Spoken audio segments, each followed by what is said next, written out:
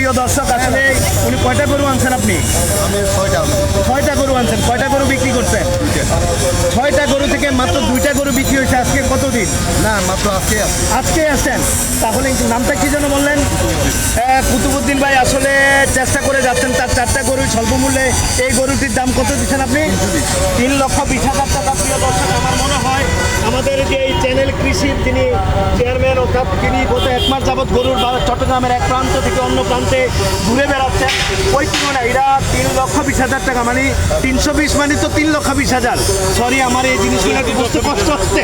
তো ভাইয়া 3,20,000 চাচ্ছে, হয়তো বা 2 হলে ছেড়ে দিবেন? না, 2 হলে ছেড়ে দিবেন না? না, আমার মনে হয় সর্বোচ্চ 250-এর উপরে যায় না। কারণ কি জানেন, মানুষের তো একটা সীমাবদ্ধতা। আপনারা জানেন যে সারা বিশ্বব্যাপী অর্থবাজারে মানে অর্থ যে সমস্যা, মানুষ আর্থিকভাবে, আপনারা যদি একটু ক্রেতাদের সামনে পাশে না দাঁড়ান, হয়তো বা ক্রেতারা মর্মাহত হয়েই গরুতে একটা নিতেই হবে নাকি ভাই?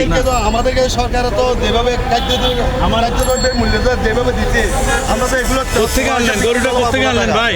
ভাই কোথেকে আনলেন গরু? সরকার আমাদের যেগুলো খাবারের জন্য টাকা দিচ্ছে, 1 কেজি 5 কেজি পুরো নিতে হতো 110 টাকা। হ্যাঁ প্রিয় দর্শক, আসলে রুবেল ভাইয়ের সাথে চ্যানেল কৃষির চেয়ারম্যান, আমিও আমাদের যে চ্যানেল আল আফজাল রয়েছে, এই চ্যানেলের যিনি প্রধান উপদেষ্টা, আমাদেরকে যিনি অনলাইন জগতে কাজ করার জন্য আমাদেরকে পথ সুগম করে দিয়েছেন।